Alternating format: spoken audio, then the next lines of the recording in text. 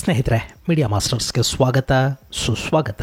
ಗೆಳೆಯರೆ, ಅದಾನಿ ಮತ್ತೆ ಸುದ್ದಿಯಲ್ಲಿದ್ದಾರೆ. ಈ ಬಾರಿ ಭಾರತದ ಈ ಶ್ರೀಮಂತ ಉದ್ಯಮಿ ಹಾಗೂ ಏಷ್ಯಾದ ಅತ್ಯಂತ ಶ್ರೀಮಂತ ವ್ಯಕ್ತಿಯ ವಿರುದ್ಧ ಅಮೆರಿಕದ ನ್ಯಾಯಾಲಯವೊಂದು ಬಂಧನದ ವಾರಂಟ್ ಅನ್ನು ಹೊರಡಿಸಿದೆ. ಅವರ ಮೇಲಿರುವುದು ಭಾರತದಲ್ಲಿ ಸೋಲಾರ್ ಪ್ರಾಜೆಕ್ಟ್ಗಳನ್ನು ಪಡ್ಕೊಳ್ಳೋದಕ್ಕೆ ಭಾರತದ ಕೆಲ ರಾಜ್ಯಗಳ ಅಧಿಕಾರಿಗಳಿಗೆ ಅದಾನಿ ಲಂಚ ಕೊಟ್ಟಿದ್ದಾರೆ ಅನ್ನೋದು. ಹಾಗಾದ್ರೆ ಅದಾನಿ ಭಾರತದಲ್ಲಿ ಲಂಚ ಕೊಟ್ರೆ ಅಮೆರಿಕ ಯಾಕೆ ಅರೆಸ್ಟ್ ವಾರಂಟ್ ಅನ್ನು ಹೊರಡಿಸುತ್ತೆ?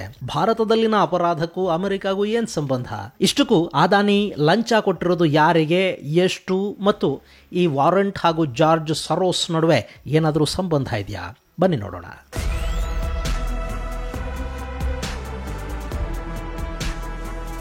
ಗೆಳೆಯರೆ, ಗೌತಮ್ ಅದಾನಿ ಕಳೆದ 2 ವರ್ಷಗಳಿಂದ ವಿಪರೀತ ಸುದ್ದಿಯಲ್ಲಿರುವ ಭಾರತದ ವ್ಯಾಪಾರೋದ್ಯಮಿ. ಭಾರತದ ಒಳಗೆ ಮತ್ತು ಹೊರಗೆ ಒಂದಷ್ಟು ಬಂದರುಗಳ ನಿರ್ವಹಣೆಯನ್ನ ಅದಾನಿ ಕಂಪನಿ ಮಾಡುತ್ತೆ.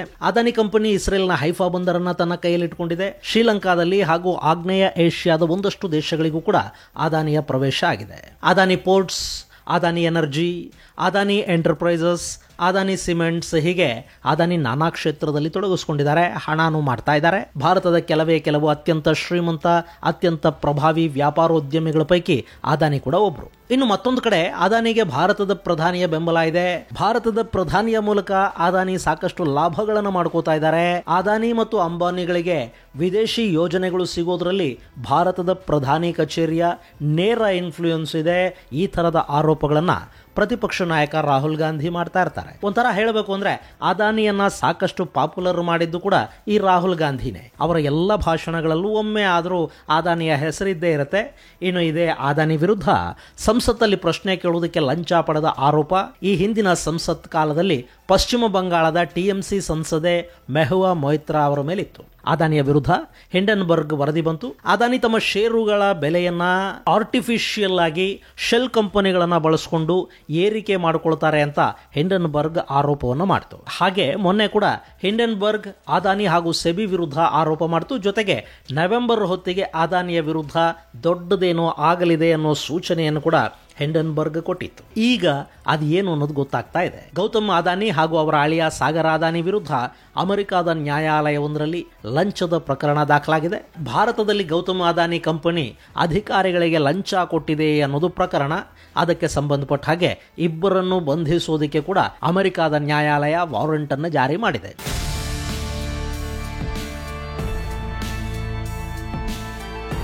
ಅಲ್ಲ, ಭಾರತದಲ್ಲಿ ಲಂಚ ಕೊಟ್ರೆ ಅಮೆರಿಕಾದಲ್ಲಿ ಹೇಗೆ ಬಂಧನದ ವಾರಂಟ್ ಹೊರಡುತ್ತೆ? ಗೆಳೆಯರೆ, ಇಲ್ಲಿ ವಿಷಯ ಏನಪ್ಪಾ ಅಂದ್ರೆ ಅದಾನಿ ಕಂಪನಿ ಇದೆಯಲ್ಲ, ಇದರಲ್ಲಿ ಅಮೆರಿಕಾದ ಒಂದಷ್ಟು ಹೂಡಿಕೆದಾರರ ಹಣ ಕೂಡ ಇದೆ. ಅದಾನಿ ಭಾರತದಲ್ಲಿ ಮಾತ್ರ ಅಲ್ಲ, ಜಗತ್ತಿನ ನಾನಾ ದೇಶಗಳಲ್ಲಿ ವಿವಿಧ ಪ್ರಾಜೆಕ್ಟ್ಗಳನ್ನು ಮಾಡ್ತಾರೆ. ಹೀಗಾಗಿ ನಾನಾ ದೇಶಗಳ ಹೂಡಿಕೆದಾರರಿಂದ ಹಣ ಕೂಡ ಸಂಗ್ರಹಿಸಲಾಗಿದೆ. ಅದಾನಿ ಸಂಸ್ಥೆ ಅಮೆರಿಕಾದಲ್ಲಿ ಬಾಂಡ್ಗಳನ್ನು ಇಶ್ಯೂ ಮಾಡಿದೆ. ಅದಕ್ಕೆ ಒಳ್ಳೆ ಬಡ್ಡಿಯನ್ನು ಕೂಡ ಅವರು ಕೊಡ್ತಾ ಇದ್ದಾರೆ. ಹೀಗಾಗಿ ಅಮೆರಿಕಾದ ಸಾಕಷ್ಟು ಹಣ ಆ ಸಂಸ್ಥೆಯಲ್ಲಿದೆ. ಅದಾನಿ ಗ್ರೀನ್ ಎನರ್ಜಿ ಒಂದರಲ್ಲೇ ಅಮೆರಿಕಾದ ಹೂಡಿಕೆದಾರರ ಸುಮಾರು $175 ಮಿಲಿಯನ್ ಸಂಪತ್ತು ಹೂಡಿಕೆ ಆಗಿದೆ.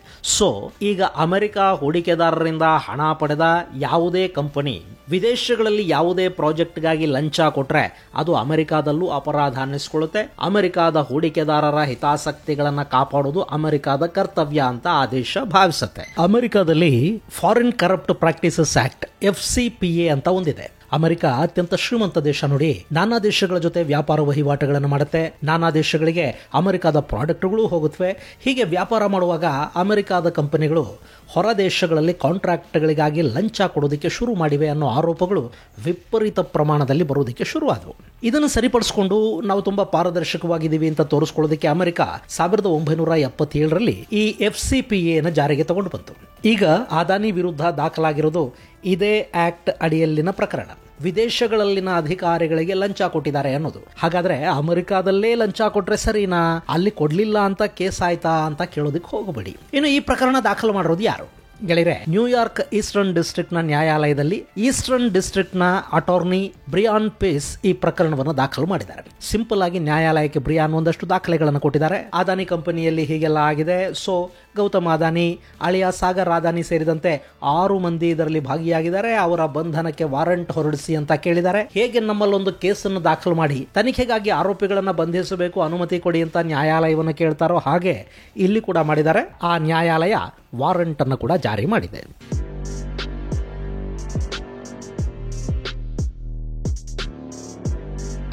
ಇನ್ನು ಈ ಪ್ರಕರಣದಲ್ಲಿ ಅಟಾರ್ನಿ ಅಂದ್ರೆ ಅಮೆರಿಕಾದ ಸರ್ಕಾರಿ ವಕೀಲ ಮಾಡ್ತಾ ಇರುವ ಆರೋಪಗಳೇನು ಅಂದ್ರೆ ಅದಾನಿ ಕಂಪನಿ ಸೋಲಾರ್ ಪವರ್ ಪ್ರಾಜೆಕ್ಟ್ಗಳನ್ನ ಭಾರತದಲ್ಲಿ ಸ್ಥಾಪನೆ ಮಾಡಿತು. ಅದಕ್ಕಾಗಿ ಅಮೆರಿಕ ಮೂಲದ ಅಜೂರ್ ಹೆಸರಿನ ಕಂಪನಿಯೊಂದು ಅಮೆರಿಕದ ಹೂಡಿಕೆಗಳನ್ನ ಸಂಗ್ರಹಿಸಿಕೊಡೋದ್ರಲ್ಲಿ ಕೆಲಸ ಮಾಡಿತು. ಆದ್ರೆ ಭಾರತದಲ್ಲಿ ಅದಾನಿಯ ಸೋಲಾರ್ ಕರೆಂಟ್ ಅನ್ನ ಖರೀದಿ ಮಾಡೋದಕ್ಕೆ ಯಾರು ಮುಂದಾಗಲಿಲ್ಲ. ಆ ಸಂದರ್ಭದಲ್ಲಿ ಆಂಧ್ರ ಪ್ರದೇಶ, ಒರಿಸ್ಸಾ, ಛತ್ತೀಸ್ಗಢ, ತಮಿಳುನಾಡು ಮತ್ತು ಜಮ್ಮು ಕಾಶ್ಮೀರಗಳಲ್ಲಿನ ವಿದ್ಯುತ್ ಇಲಾಖೆಯ ಅಧಿಕಾರಿಗಳ ಜೊತೆ ಮಾತುಕತೆ ನಡೆದು ಆ 4 ರಾಜ್ಯಗಳು ಮತ್ತು 1 ಕೇಂದ್ರಾಡಳಿತ ಪ್ರದೇಶಕ್ಕೆ ವಿದ್ಯುತ್ ಅನ್ನ ಮಾರಾಟ ಮಾಡೋದಕ್ಕೆ ಸುಮಾರು 2029 ಕೋಟಿ ರೂಪಾಯಿಗಳಷ್ಟು ಲಂಚವನ್ನ ಅದಾನಿ ಸಂಸ್ಥೆ ಕೊಟ್ಟಿದೆ ಅನ್ನೋದು ಅವರು ಮಾಡ್ತಾ ಇರೋ ಆರೋಪ. ಇನ್ನು ಈ ಆರೋಪಗಳನ್ನು ಅದಾನಿ ಕಂಪನಿ ನಿರಾಧಾರ ಮತ್ತು ದುರುದ್ದೇಶಪೂರಿತ ಆರೋಪ ಅಂತ ತಳ್ಳಿ ಹಾಕಿದೆ. ಮತ್ತೊಂದು ಕಡೆ ಯಥಾ ಪ್ರಕಾರ ಅಮೆರಿಕಾದಲ್ಲಿ ಪ್ರಕರಣ ದಾಖಲಾದ ಕೂಡಲೇ ರಾಹುಲ್ ಗಾಂಧಿ ಫೀಲ್ಡ್ಗೆ ಇಳಿದಿದ್ದಾರೆ. ಅದಾನಿಯನ್ನ ಅರೆಸ್ಟ್ ಮಾಡಬೇಕು, ಭಾರತದ ಪ್ರಧಾನಿ ಹಾಗೂ ಅದಾನಿಯ ನಡುವಿನ ಸಂಬಂಧಗಳ ಬಗ್ಗೆ ತನಿಖೆ ಆಗಬೇಕು ಅಂತ ರಾಹುಲ್ ಗಾಂಧಿ ಒತ್ತಾಯವನ್ನು ಮಾಡ್ತಾ ಇದ್ದಾರೆ. ಇನ್ನು ಇಲ್ಲಿ ಅದಾನಿ ಭಾರತದ ಅಧಿಕಾರಿಗಳಿಗೆ ಲಂಚ ಕೊಟ್ಟಿದ್ದಾರೆ ಅನ್ನೋ ಆರೋಪ ಬಂದಿರೋದ್ರಿಂದ ಆ ಬಗ್ಗೆ ಸರ್ಕಾರ ಒಂದು ನಿಷ್ಪಕ್ಷಪಾತ ತನಿಖೆಯನ್ನ ಮಾಡಬೇಕಿದೆ. ನಮ್ಮಲ್ಲಿ ಸರ್ಕಾರಿ ಅಧಿಕಾರಿಗಳು ಲಂಚ ತಗೊಂಡಿದ್ದಾರೆ ಅನ್ನೋದನ್ನ ಇಲ್ಲ ಸುಳ್ಳು ಅಂತಾಗ್ಲಿ ನಮ್ಮವರೆಲ್ಲ ಪ್ರಾಮಾಣಿಕರು ಅಂತಾಗ್ಲಿ ಹೇಳಿಕೊಳ್ಳೋದಕ್ಕೆ ಖಂಡಿತ ಸಾಧ್ಯ ಆಗೋದಿಲ್ಲ. ಲಂಚ ಅನ್ನೋದು ನಮ್ಮಲ್ಲಿ ಯಾವ ಮಟ್ಟಕ್ಕೆ ತಾಂಡವ ಆಡ್ತಾ ಇದೆ ಅನ್ನೋದು ಎಲ್ಲರಿಗೂ ಗೊತ್ತಿರೋ ವಿಷಯನೇ. ಒಬ್ಬ ಉದ್ಯಮಿ, ಪ್ರಧಾನಿಗೆ ತುಂಬಾ ಹತ್ತಿರ ಆತ್ಮೀಯ ಅಂತ ಹೇಳಲಾಗುವ ಉದ್ಯಮಿ ಕೂಡ ರಾಜ್ಯ ಸರ್ಕಾರಗಳ ಅಧಿಕಾರಿಗಳಿಂದ ಕೆಲಸ ಮಾಡಿಸ್ಕೊಳ್ಳೋದಕ್ಕೆ ಸರ್ಕಾರಿ ಅಧಿಕಾರಿಗಳಿಗೆ ಲಂಚನೇ ಕೊಡಬೇಕು ಅಂದ್ರೆ ನಮ್ಮಲ್ಲಿ ಸರ್ಕಾರಿ ವ್ಯವಸ್ಥೆ ಇನ್ಯಾವ ಮಟ್ಟಕ್ಕಿದೆ ಅನ್ನೋದು ಗೊತ್ತಾಗ್ತಾ ಇದೆ. ನಾವು ರಾಜಕಾರಣಿಗಳನ್ನ ಭ್ರಷ್ಟರು ಅಂತ ಕರೀತಲೇ ಇರ್ತೀವಿ, ಆದ್ರೆ ಈ ದೇಶದಲ್ಲಿ ರಾಜಕಾರಣಿಗಳಿಗಿಂತ 1000 ಪಟ್ಟು ದೋಚುತ್ತಾ ಇರೋದು ಸರ್ಕಾರಿ ನೌಕರರು. ಒಬ್ಬೊಬ್ಬ IAS, IPS ನಿವೃತ್ತನಾಗೋ ಹೊತ್ತಿಗೆ ಸಾವಿರಾರು ಕೋಟಿಯನ್ನು ಮಾಡಿಟ್ಟಿರ್ತಾನೆ. ಬೇರೆ ಬೇರೆ ಕಡೆ ಹೂಡಿಕೆಗಳು ಆಗಿರುತ್ತವೆ. ಒಬ್ಬ MLA ಏನು ಗಳಿಸ್ತಾನೆ ಅದಕ್ಕಿಂತ ಹೆಚ್ಚು ಹಣವನ್ನ ಬೆಂಗಳೂರಿನ ಸಮೀಪ ಆಯಕಟ್ಟಿನ ಜಾಗದಲ್ಲಿರೋ PDO ಒಬ್ಬ ದುಡಿದು ಬಿಡ್ತಾನೆ. ಇವತ್ತು ನಮ್ಮ ರಾಜ್ಯದ ವಿಷಯಕ್ಕೆ ಬರೋದಾದ್ರೆ ಅತ್ಯಂತ ಬಡತನದಲ್ಲಿರೋ ಇಲಾಖೆ ರೆವಿನ್ಯೂ ಇಲಾಖೆ ಅಂತ ಹೇಳ್ತಾರೆ. ಹಾಗೆ ಅತಿ ಶ್ರೀಮಂತರಿರೋದು ಕೂಡ ರೆವಿನ್ಯೂ ಇಲಾಖೆಯಲ್ಲೇ. ಇಷ್ಟು ಸಾಕಲ್ಲ ಸರ್ಕಾರಿ ಅಧಿಕಾರಿಗಳು ಹೇಗೆ ಕೆಲಸ ಮಾಡ್ತಾರೆ ಅಂತ ಹೇಳೋದಕ್ಕೆ. ಸೊ ಇಲ್ಲಿ ಅದಾನಿ ಲಂಚ ಕೊಟ್ಟು ಕರೆಂಟ್ ಅನ್ನು ಮಾರಿದ್ರೆ ಅದರಲ್ಲಿ ಆಶ್ಚರ್ಯ ಪಡುವಂಥದ್ದೇನೂ ಇಲ್ಲ. ಈ ಬಗ್ಗೆ ಭಾರತದಲ್ಲೊಂದು ಸಮಗ್ರ ತನಿಖೆ ಆಗಬೇಕು. ಯಾರಿಗೆ ಎಷ್ಟು ಕೊಟ್ಟಿದ್ದಾರೆ ಅನ್ನೋದು ಗೊತ್ತಾಗಬೇಕು ಮತ್ತು ತಗೊಂಡವರು ಕೊಟ್ಟವರು ಇಬ್ಬರಿಗೂ ಶಿಕ್ಷೆ ಕೂಡ ಆಗಬೇಕು. ಆದರೆ ಅಮೆರಿಕಾದಲ್ಲಿ ಈಗ ಯಾಕೆ ಇಂಥ ಪ್ರಕರಣ ದಾಖಲಾಯಿತು ಮತ್ತು ಇದರಿಂದ ಅದಾನಿ ಕಂಪನಿಯಲ್ಲಿ ಹೂಡಿಕೆ ಮಾಡಿರೋರ ಭವಿಷ್ಯ ಏನು ಅನ್ನೋದನ್ನು ಕೂಡ ನಾವಿಲ್ಲಿ ನೋಡಬೇಕಾಗತ್ತೆ.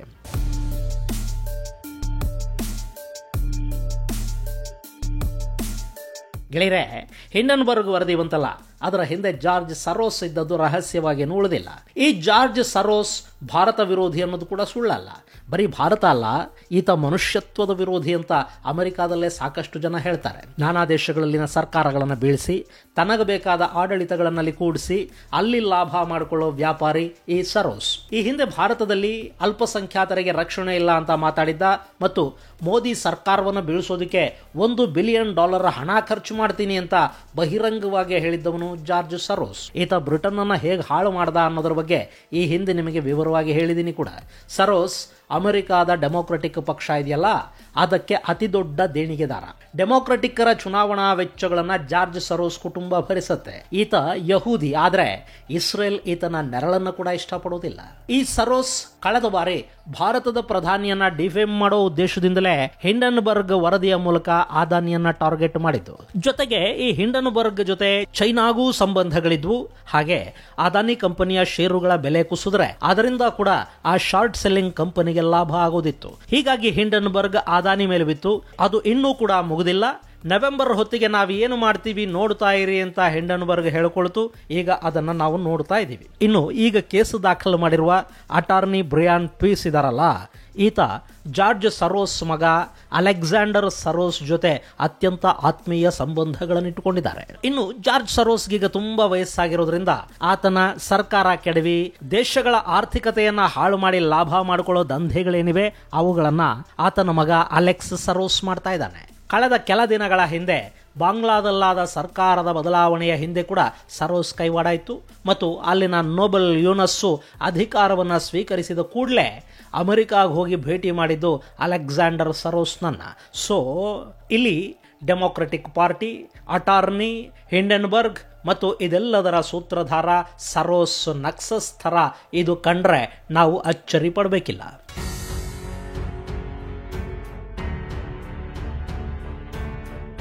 ಇನ್ನು ಈ ಪ್ರಕರಣದಿಂದ ಗೌತಮ್ ಅದಾನಿಯ ಕಂಪನಿ ಏನಾಗುತ್ತೆ? ಅದಾನಿ ಅರೆಸ್ಟ್ ಆಗ್ತಾರಾ? ಗೆಳೆಯರೆ, ಈಗಲಾಗಿರೋದು ಗೌತಮ್ ಅದಾನಿ ಮತ್ತು ಇನ್ನಿತರರ ವಿರುದ್ಧ ಆರೋಪ ಮಾತ್ರ. ಅದು ಸಾಬೀತಾಗುವವರೆಗೆ ಯಾರು ಕೂಡ ಅಪರಾಧಿಗಳಲ್ಲ. ಇನ್ನು ಮುಂದಿನ 2 ತಿಂಗಳಲ್ಲಿ ಅಲ್ಲಿ ಸರ್ಕಾರ ಬದಲಾಗುತ್ತೆ.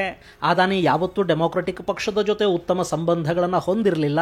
ಹಾಗೆ ಟ್ರಂಪ್ ಗೆದ್ದಾಗ ಅವರು ಖುಷಿಯ ಟ್ವೀಟ್ಗಳನ್ನು ಕೂಡ ಮಾಡಿದ್ರು. ಸಾಕಷ್ಟು ಬಾರಿ ಅದಾನಿ ಡೊನಾಲ್ಡ್ ಟ್ರಂಪ್ ಬಗ್ಗೆ ಅಭಿಮಾನ ವ್ಯಕ್ತಪಡಿಸಿದ್ದಾರೆ. ಇನ್ನು ಟ್ರಂಪ್ ಕೂಡ ವ್ಯಾಪಾರೋದ್ಯಮಿನೇ. ವ್ಯಾಪಾರದಲ್ಲಿ ಏನೆಲ್ಲ ಮಾಡಬೇಕಿರುತ್ತೆ ಅನ್ನೋದು ಟ್ರಂಪ್ಗೆ ಗೊತ್ತಿಲ್ಲದ್ದು ಅಲ್ಲ. ಹಾಗೆ ಅಮೆರಿಕಾದ ನ್ಯಾಯಾಲಯಗಳಲ್ಲಿ ಟ್ರಂಪ್ ವಿರುದ್ಧ ಕೂಡ ಇಂಥ ಸಾಕಷ್ಟು ಆರೋಪಗಳಿವೆ. ಅವುಗಳಲ್ಲಿ ಕೆಲವು ವಿಚಾರಣೆಯ ಹಂತದಲ್ಲಿದ್ದರೆ ಮತ್ತೆ ಕೆಲ ಆರೋಪಗಳಲ್ಲಿ ಡೊನಾಲ್ಡ್ ಟ್ರಂಪ್ಗೆ ಶಿಕ್ಷೆ ಕೂಡ ಪ್ರಕಟ ಆಗಿದೆ. ಮುಂದೆ ಅವೆಲ್ಲ ಏನಾಗತ್ವೆ ಅನ್ನೋದು ಕೂಡ ಗೊತ್ತಿರೋ ವಿಷಯನೇ. ನಾನು ಅಧಿಕಾರಕ್ಕೆ ಬಂದ ಕೂಡಲೇ ಅಟಾರ್ನಿ ಜನರಲ್ ಅನ್ನು ಬದಲಿಸ್ತೀನಿ ಅಂತ ಟ್ರಂಪ್ ಬಹಿರಂಗವಾಗಿ ಹೇಳಿಕೊಂಡಿದ್ರು ಕೂಡ. ಇದು ಅಮೆರಿಕಾದಲ್ಲಿ ನ್ಯಾಯಾಲಯಗಳಲ್ಲಿ ದಾಖಲಾಗುವ ಪ್ರಕರಣಗಳು ಕೂಡ ರಾಜಕೀಯ ಪ್ರೇರಿತವಾಗಿ ಇರುತ್ತವೆ ಅನ್ನೋದನ್ನು ತೋರಿಸ್ತಾ ಇದೆ. ಹೀಗಾಗಿ ಇಲ್ಲಿ ಕೂಡ ಈ ಆರೋಪದ ವಿರುದ್ಧ ಅದಾನಿ ಸಂಸ್ಥೆ ಕಾನೂನು ಸಮರವನ್ನು ನಡೆಸುತ್ತೆ ಅಥವಾ ಸರ್ಕಾರ ಬದಲಾದ ನಂತರ ಅಲ್ಲಿನ ಆಡಳಿತದ ಜೊತೆ ಮಾತುಕತೆಗಳನ್ನು ಮಾಡುತ್ತೆ. ಸೊ ಮುಂದೆ ಆಗೋದು ಇಷ್ಟೇನೆ. ಆದರೆ ಈ ಆರೋಪ, ಅರೆಸ್ಟ್ ವಾರೆಂಟು, ಅಮೆರಿಕಾದಲ್ಲೊಂದು ಪ್ರಕರಣ, ಇವೆಲ್ಲ ಇವು ತಾತ್ಕಾಲಿಕವಾಗಿ ಅದಾನಿ ಕಂಪನಿಗೆ ಒಂದಷ್ಟು ನಷ್ಟವನ್ನಂತೂ ಉಂಟು ಮಾಡುತ್ತವೆ. ಈಗಾಗಲೇ ಬಾಂಗ್ಲಾದೇಶ ಅದಾನಿ ಕಂಪನಿಯ ಜೊತೆ ಮಾಡಿಕೊಂಡ ವಿದ್ಯುತ್ ಖರೀದಿ ಒಪ್ಪಂದದಲ್ಲಿ ಸಾಕಷ್ಟು ಭ್ರಷ್ಟಾಚಾರ ಆಗಿದೆ ಅಂತ ಆರೋಪ ಮಾಡ್ತಾ ಇತ್ತು. ಆ ಬಗ್ಗೆ ತನಿಖೆ ನಡೆಸಬೇಕು ಅಂತ ಕೂಡ ಹೇಳ್ತಾ ಇತ್ತು. ಈಗ ಅಮೆರಿಕಾದಲ್ಲಿ ಪ್ರಕರಣ ದಾಖಲಾಗಿರೋದ್ರಿಂದ ಬಾಂಗ್ಲಾದೇಶದ ಆರೋಪಗಳೇನಿವೆ ಆ ಆರೋಪಗಳಿಗೆ ಒಂದಷ್ಟು ಪುಷ್ಟಿ ಸಿಗುತ್ತೆ. ಅವರು ಅದಾನಿ ಕಂಪನಿಯ ಜೊತೆ ಹಿಂದಿನ ಸರ್ಕಾರ ಮಾಡಿಕೊಂಡಿದ್ದ ಒಪ್ಪಂದಗಳಲ್ಲಿ ಭಯಾನಕ ಪ್ರಮಾಣದ ಭ್ರಷ್ಟಾಚಾರ ಆಗಿದೆ ಅಂತ ಹೇಳ್ತಾ ಆ ಕಂಪನಿಯ ಜೊತೆಗಿನ ಒಪ್ಪಂದಗಳನ್ನ ಪುನರ್ ಪರಿಶೀಲಿಸ್ತೀವಿ ಅನ್ನೋದಕ್ಕೆ ಶುರು ಮಾಡ್ತಾರೆ. ಇನ್ನು ಕೀನ್ಯಾದಲ್ಲಿ ಕೂಡ ಅದಾನಿಯ ಒಂದಷ್ಟು ಪ್ರಾಜೆಕ್ಟ್ಗಳು ನಡೀತಾ ಇದ್ವು. ಆ ಪ್ರಾಜೆಕ್ಟ್ಗಳು ಕೂಡ ಸಾಕಷ್ಟು ವಿವಾದಕ್ಕೀಡಾಗಿದ್ವು. ಅಲ್ಲಿ ಕೂಡ ಅದಾನಿ ಸಂಸ್ಥೆಯ ಪ್ರಾಜೆಕ್ಟ್ಗಳನ್ನ ಸ್ಥಗಿತಗೊಳಿಸೋದಾಗಿ ಕೀನ್ಯಾ ಹೇಳಿದೆ. ಹಾಗೆ ಬೇರೆ ಬೇರೆ ದೇಶಗಳಲ್ಲಿ ಅದಾನಿಯ ಹೂಡಿಕೆಗಳೇನಿವೆ ಅವುಗಳ ಮೇಲೆ ಕೂಡ ಈ ಪ್ರಕರಣದಿಂದ ಒಂದಷ್ಟು ನೆಗೆಟಿವ್ ಇಂಪ್ಯಾಕ್ಟ್ ಅಂತೂ ಬೀಳುತ್ತೆ. ಜೊತೆಗೆ ಅದಾನಿ ಸಂಸ್ಥೆಯ ಷೇರುಗಳ ಬೆಲೆಯಲ್ಲಿ ಕೂಡ ಭಾರಿ ಪ್ರಮಾಣದ ಕುಸಿತ ಕಂಡು ಬರ್ತಾ ಇದೆ. ಇದೆಲ್ಲ ಆರ್ಥಿಕವಾಗಿ ಅದಾನಿ ಕಂಪನಿಯ ಬೆಳವಣಿಗೆಯ ಮೇಲೆ ಒಂದಷ್ಟು ಪರಿಣಾಮವನ್ನು ಉಂಟು ಮಾಡುತ್ತೆ. ಇನ್ನು ಇದೇ ಶಾಶ್ವತ ಅಂತ ಕೂಡ ಅಲ್ಲ. ಪ್ರಕರಣ ಸರಿ ಹೋದ್ರೆ ಮುಂದೆ ಈ ಸಮಸ್ಯೆಗಳು ಕೂಡ ಬಗೆಹರಿದು ಬಿಡುತ್ತವೆ. ಆದರೆ ಭಾರತದಲ್ಲಿ ಮಾತ್ರ ಸರ್ಕಾರ ಈ ಬಗ್ಗೆ ಒಂದು ತನಿಖೆಗೆ ಆದೇಶವನ್ನು ಕೊಡಬೇಕು ಮತ್ತು ಪ್ರಾಮಾಣಿಕ ತನಿಖೆ ಕೂಡ ಆಗಬೇಕು. ಯಾರು ಲಂಚ ಪ್ರಕರಣದಲ್ಲಿ ಭಾಗಿಯಾಗಿದ್ದಾರೆ ಅವರಿಗೆ ಶಿಕ್ಷೆನೂ ಆಗಬೇಕು. ಬರೀ ಅದಾನಿ ಪ್ರಕರಣ ಅಥವಾ ಅದಾನಿ ಲಂಚ ಕೊಟ್ಟಿದ್ದಾರೆ ಅನ್ನೋ ಆರೋಪ ಬಂದಿದೆ ಅನ್ನೋ ಕಾರಣಕ್ಕಲ್ಲ, ಭ್ರಷ್ಟಾಚಾರ ಅನ್ನೋದು ಭಾರತದಲ್ಲಿ ದೊಡ್ಡ ಮಟ್ಟದಲ್ಲಿ ಬೆಳೀತಾ ಇದೆ ಅನ್ನೋ ಕಾರಣಕ್ಕೆ, ಅದನ್ನು ಕಡಿಮೆ ಮಾಡಬೇಕಾದ ಅಗತ್ಯ ಇರೋ ಕಾರಣದಿಂದ ಇಲ್ಲೊಂದಷ್ಟು ತನಿಖೆಗಳಾಗಬೇಕಿದೆ. ಭ್ರಷ್ಟರಿಗೆ ಶಿಕ್ಷೆ ಕೂಡ ಆಗಬೇಕಾಗಿದೆ. ಅದಾಗತ್ತಾ ಅನ್ನೋದನ್ನು ಮಾತ್ರ ನಾವಿಲ್ಲಿ ಕಾದು ನೋಡಬೇಕು. ಇದು ಗೆಳೆಯರೆ ಅದಾನಿಯ ಬಂಧನ ವಾರಂಟ್ಗೆ ಸಂಬಂಧಪಟ್ಟ ಒಂದಷ್ಟು ಮಾಹಿತಿ. ಮುಂದಿನ ಸಂಚಿಕೆಯಲ್ಲಿ ಮತ್ತಷ್ಟು ವಿಶೇಷಗಳ ಜೊತೆ ಮತ್ತೆ ಭೇಟಿಯಾಗೋಣ. ಅಲ್ಲಿವರೆಗೆ ಜೈ ಹಿಂದ್, ಜೈ ಕರ್ನಾಟಕ.